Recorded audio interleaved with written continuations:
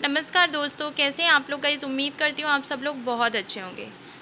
सरकारी कर्मचारियों के लिए 8वें वेतन आयोग में फिटमेंट फैक्टर के महत्व के बारे में आज हम बात करने वाले हैं।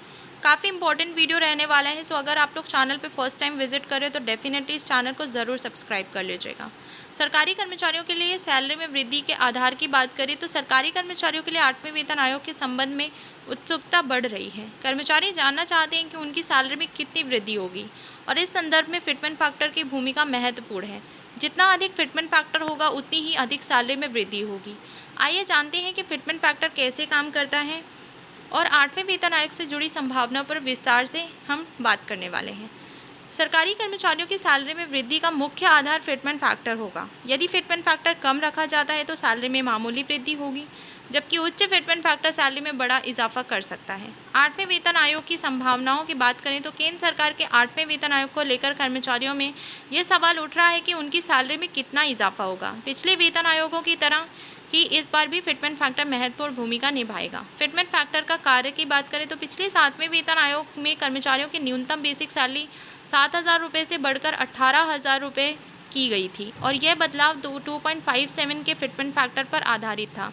वहीं छठे वेतन आयोग में यह फैक्टर 1.86 था। अब 8वें वेतन आयोग में फिटमेंट फैक्टर को 2.86 या उससे अधिक बढ़ाने की संभावना है। यदि फिटमेंट फैक्टर 2.86 पर तय किया जाता है तो सैलरी में अच्छी वृद्धि देखी जा सकती है। वहीं कर्मचारी संघ की मांग के अनुसार अगर इसे 3.68 या फिर 2.68 कर दिया जाता है तो सैलरी में और अधिक इजाफा होगा। फिटमेंट फैक्टर का महत्व। फिटमेंट फैक्टर कर्मचारियों और पेंशन भोगियों के वेतन को महंगाई के अनुरूप बनाए रखने का एक प्रभावी तरीका है। ये मूल वेतन को एक निश्चित गुणांक से बढ़ाकर नया वेतनमान निर्धारित करता है, जिसका सीधा असर ग्रॉस सैलरी और पेंशन पर पड़ता है।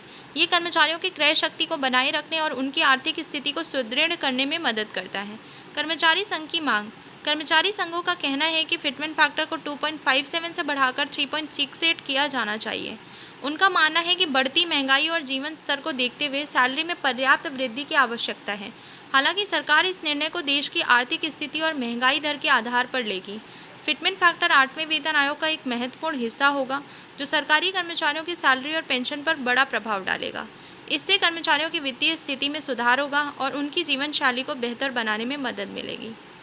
भाई यही था अपडेट जो निकल कर सामने आ रहा था एंड आई होप गाइस कि ये वीडियो आप लोगों के लिए काफ़ी इंपॉर्टेंट रहा होगा। और भी ऐसी वीडियोस के लिए आपको क्या करना है, चैनल से जुड़ जाना है और चैनल को सब्सक्राइब कर लेना है। तो चलिए मिलते हैं अगली वीडियो में। जय हिंद, जय भारत।